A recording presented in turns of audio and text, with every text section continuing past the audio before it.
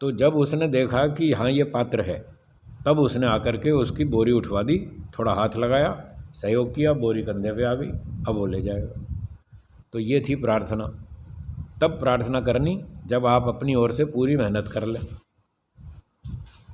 उस समय व्यक्ति जो प्रार्थना करेगा वो प्रार्थना करने का अधिकारी है और वो सहायता का पात्र भी है। ऐसी स्थिति में दूसरा व्यक्ति उसकी सहायता कर भी देगा। और जो आलसी आदमी है, मेहनत खुद तो करता नहीं, तो दूसरा व्यक्ति देखेगा ये तो आलसी है, मेहनत तो करता नहीं, तो उसमें मदद करने की रुचि पैदा नहीं होगी और वो सहायता नहीं करेगा।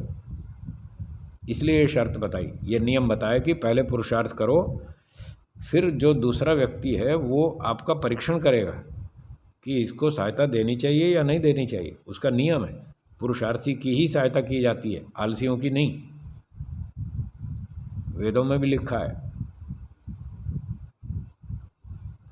एक मंत्र आता था कि देवता लोग और ईश्वर आलसियों को नहीं चाहते।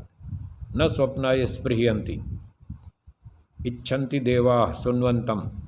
देवता लोग और ईश्वर बुद्धिमान को, पुरुषार्थी को ही चाहते हैं। न स्वप्नाय स्पृहयन्ति, आलसी को सोते रहता है जो, उसको नहीं चाहते, उसकी सहायता नहीं करते, उसकी मदद नहीं करते।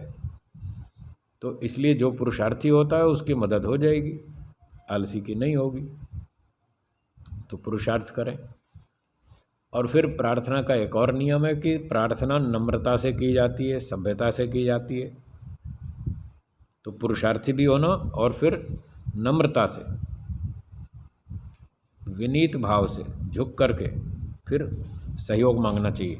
तो फिर सामने देने वाला व्यक्ति, ईश्वर भी सहायता करेगा और समाज के बुद्धिमान लोग भी करेंगे, दोनों करेंगे। अगर कोई अकड़ में आके कुछ मांगेगा तो उसको कुछ नहीं मिलने वाला, आलसी होगा तो उसकी भी सहायता नहीं होगी। ऐसे ही एक आदमी ने वो 40 किलो गेहूँ तुलवा लिए और वो उठाने की मेहनत तो करता नहीं, आलसी है, और दोनों पैंट की जेब में हाथ डाल के खड़ा हो गया और आने जाने वाले लोगों से कहने लगा, भाई ये बोरी मेरे कंधे पे रख देना। बोलो कोई रखेगा? कोई भी नहीं रखेगा। जो भी आने जाने वाला होगा वो देखेगा ऐसा आलसी है, खुद तो पैंट की जेब में हाथ डाल के बैठा है, खड़ा है, और हमको कहता बोरी कंधे पे रखवा दो। हम क्यों रखवाएंगे? कोई सहायता नहीं करेगा, सब चले जाएंगे। तो आलसी आदमी की सहायता नहीं होगी, न समाज करेगा न ईश्वर करेगा।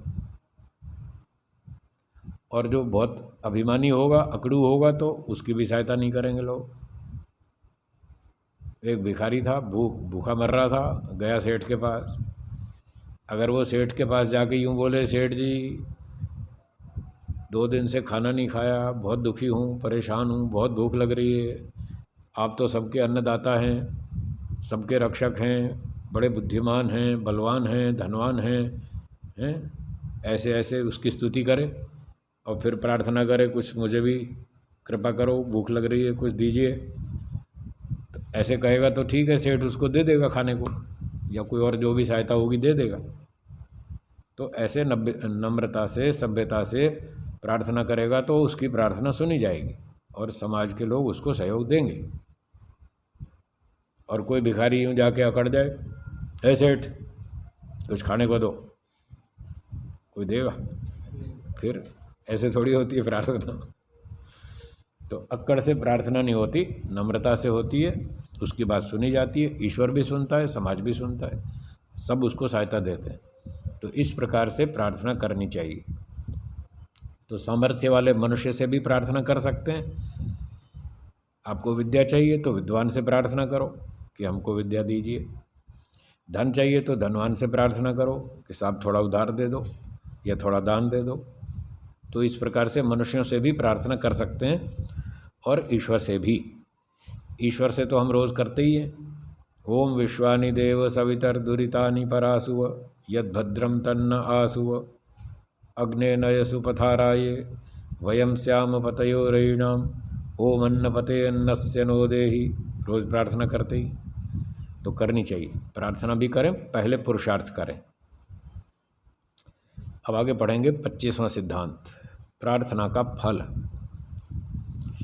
तो प्रार्थना करने से क्या फल होता है? महर्षि जी लिखते हैं, अभिमान का नाश, आत्मा में आर्द्रता, गुण ग्रहण में पुरुषार्थ और अत्यंत प्रीति का होना, ये प्रार्थना का फल है।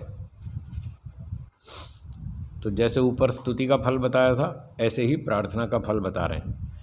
तो पहला फल ये है अभिमान का नाश।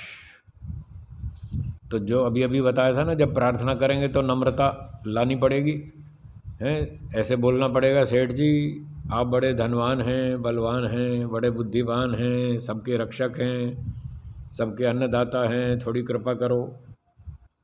तो जब ऐसे व्यक्ति मांगेगा तो सारी अक्कड़ खत्म, सारा उसका अभिमान नष्ट हो जाएगा। तो इस प्रकार से ये पहला फल है, जो व्यक्ति प्रार्थना करेगा तो उसका अभिमान चूर चूर हो जाएगा, नष्ट हो जाएगा। और अभिमान बहुत खतरनाक चीज़ है, ये बहुत सारी समस्याओं की जड़ है। कितने सारे संबंध सिर्फ इसी अभिमान के कारण टूट जाते हैं, दोस्ती टूट जाती है, रिश्ते टूट जाते हैं, परिवार टूट जाते हैं, बिखर जाते हैं। तो उसके पीछे केवल एक अभिमान कारण होता है, और अन्य भी कारण होते हैं, पर एक अभिमान भी बहुत बड़ा कारण है। इसलिए वो हानिकारक है, विनाशक है। परंतु यदि कोई व्यक्ति बुद्धिमत्ता से, नम्रता से प्रार्थना करे अपने कार्य की सिद्धि के लिए, उत्तम कार्यों की सिद्धि के लिए, तो फिर उसका अभिमान नष्ट हो जाता है। ये एक अच्छा लाभ मिलता है उसका। तो ये भी एक लाभ है। पीछे बताया था ना, उत्तम कर्मों की सिद्धि के लिए प्रार्थना करनी चाहिए। तो उसमें यह भी संकेत है कि बुरे काम के लिए प्रार्थना नहीं करनी चाहिए। किसी का नाश करना है, किसी की चोरी करनी है, डकैती करनी है, किसी की हत्या करनी है, बुरे काम के लिए प्रार्थना नहीं करनी चाहिए, वो गलत है। और बुद्धिमान लोग बुरे काम में सहायता देते भी नहीं, ईश्वर भी नहीं देता है, और समाज के बुद्धिमान लोग भी नहीं देते। हाँ, दुष्ट लोग, स्वार्थी लोग थोड़ी बहुत सहायता कर देते हैं बुरे काम में, क्योंकि उनके आपस के दोनों के स्वार्थ होते हैं। तो वो तो वैसे भी गैर कानूनी है, इलीगल है। ऐसी प्रार्थना ना करनी चाहिए, ना सहयोग देना चाहिए। उत्तम कार्यों की सिद्धि के लिए प्रार्थना करनी चाहिए, उत्तम कार्यों की सिद्धि के लिए सहयोग देना चाहिए। तो इस प्रकार से जो व्यक्ति अच्छे काम की सिद्धि के लिए प्रार्थना करता है, तो उसको ये लाभ मिलता है कि अभिमान का नाश हो जाता है। दूसरी बात, आत्मा में आर्द्रता। वैसे तो आर्द्र का भौतिक अर्थ है गीला, नमी, पानी में जो नमी होती है उसको आर्द्रता कहते हैं। वायुमंडल में भी जो नमी होती है उसको आर्द्रता कहते हैं। तो इसका भाव यहाँ पर अध्यात्म में इसका भाव है गीलापन, अर्थात दयालुता, थोड़ी मतलब दया की भावना, इस तरह की। तो आत्मा में आर्द्रता उत्पन्न होती है, नरमी उत्पन्न होती है। सही शब्द है नरमी, कठोरता नहीं, कठोरता से विपरीत नरमी आती है। तो जब व्यक्ति प्रार्थना करता है तो उसमें थोड़ी दयालुता आती है, या थोड़ी नम्रता आती है, नरमी आती है। ये थोड़ा उससे अभिमान से कुछ मिलता जुलती बात है। अभिमान का नाश हुआ, ये तो नाश हुआ, अभाव हुआ। अभिमान का जो दोष था वो हट गया, और आया क्या, उसके स्थान में जो आया पॉजिटिव, वो है आर्द्रता। तो इस प्रकार से एक आर्द्रता भी गुण है, इसमें दयालुता जैसी भावना है वो आ जाती है। और नम्रता कह सकते हैं, थोड़ी नम्रता आ जाती है। ये आर्द्रता का मोटा अर्थ कर लीजिए, नम्रता, वो आती है। और फिर अगली बात है गुण ग्रहण में पुरुषार्थ। तो जब व्यक्ति प्रार्थना करता है तो उसमें थोड़ा और पुरुषार्थ करने की इच्छा बढ़ती है। जब वो कहता है कि गुरुजी मैंने इस विषय में बहुत चिंतन किया, बहुत परिश्रम किया, मुझे बहुत सारा समझ में आया, बस ये बात थोड़ी सी नहीं आ रही, थोड़ी आप बता दीजिए। तो ऐसे वो प्रार्थना करता है। तब गुरुजी उसको जो बताते हैं कि भाई हाँ, इसका समाधान ये है, इस समस्या का समाधान ये है,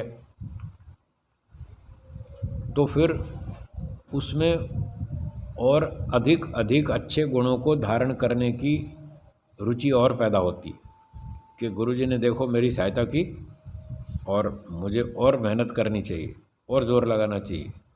तो अब जो गुरुजी ने समझाया उसको समझने के लिए फिर और मेहनत करेगा। जो शंका पूछी थी उसके समाधान को समझने में व्यक्ति मेहनत करेगा और अगली नई बातें सीखने में मेहनत करेगा। इस प्रकार से गुण ग्रहण में उसकी क्या होती है, पुरुषार्थ, उसका पुरुषार्थ बढ़ता है। तो ये भी एक लाभ है। और अत्यंत प्रीति का होना, तो उसमें प्रार्थना करने से फिर प्रीति बढ़ती है। हम भगवान से प्रार्थना करते हैं, हे ईश्वर आप न्यायकारी हैं, हमें भी न्यायकारी बनाइए, आप किसी पर अन्याय नहीं करते, हम भी कभी किसी पर अन्याय नहीं करेंगे।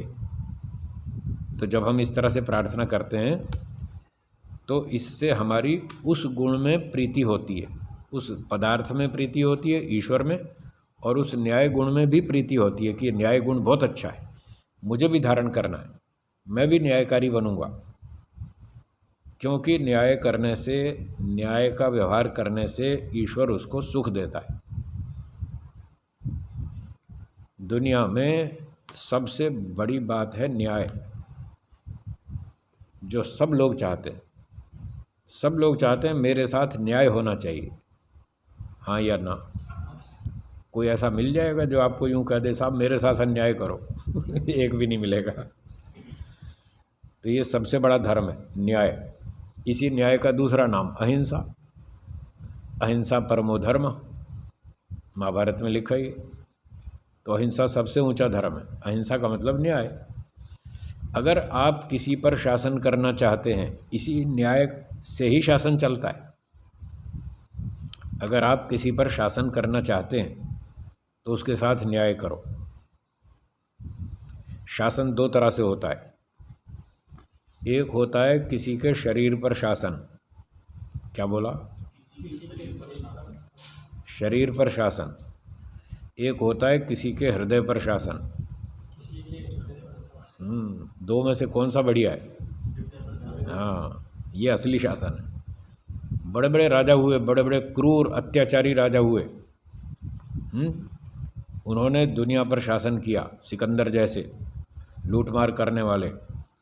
और भी बड़े बड़े वीर राजा हुए, वो खूब शासन करके गए। परंतु जो क्रूर राजा थे, अत्याचारी राजा थे, कंस जैसे, दुर्योधन जैसे, रावण जैसे, शासन तो उन्होंने भी किया, पर उन्होंने प्रजा के शरीर पर शासन किया, उनके मन पर शासन नहीं किया, उनके हृदय पर, प्रजा के हृदय पर शासन नहीं किया। प्रजा के हृदय में उनके प्रति सद्भावना नहीं थी, पर क्योंकि वो ताकतवर था इसलिए लोग डरते थे और दब के रहते थे। तो अगर कोई व्यक्ति अत्याचारी है, अन्यायकारी है, ताकतवर है, तो लोग उसके नीचे दब के रहेंगे। वो प्रजा के शरीर पर शासन कर सकता है, आदेश देकर, डंडा दिखाकर जनता से कुछ भी काम करवा सकता है और जनता उसकी बात मानेगी।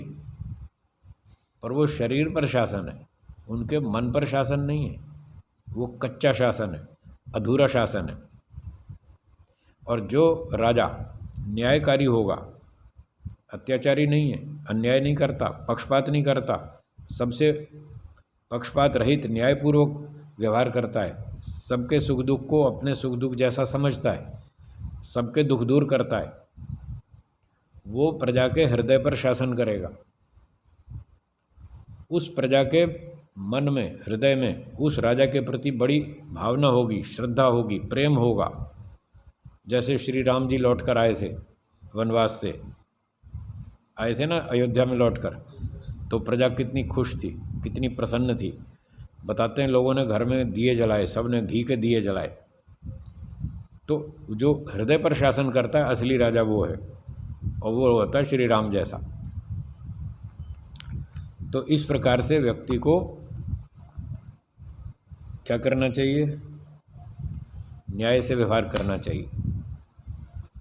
तो जो न्याय से व्यवहार करता है बस वही असली राजा है, वो जनता के हृदय पर शासन करता है। हम भी ऐसे बने, भगवान से प्रार्थना करें तो जब हम कहेंगे हे ईश्वर आप न्यायकारी हैं, तो हम भी न्यायकारी बनेंगे। हम भी दूसरों पर जो शासन करेंगे उनके हृदय पर शासन करेंगे, शरीर पर नहीं। फिर देखो कितना आनंद आएगा, तब ईश्वर हमको खूब आनंद देगा जब हम न्यायकारी बनेंगे। इस प्रकार से उसमें अत्यंत प्रीति हो जाती है प्रार्थना करने से कि हम भी न्यायकारी ज़रूर बनेंगे। हे ईश्वर आप आनंद स्वरूप हैं, हमें भी आनंद दीजिए। तो हमें आनंद प्राप्ति में बहुत रुचि हो जाएगी, बहुत प्रीति हो जाएगी कि आनंद बहुत बढ़िया गुण है, हमें प्राप्त करना है, हर हालत में हर परिस्थिति में प्राप्त करना ही है। इस प्रकार की उसमें रुचि होती है। ये प्रार्थना का फल हुआ। ठीक है, चलिए समय समाप्त होता है। आज का पाठ यहीं तक रखते हैं। ओम का उच्चारण करेंगे। ओम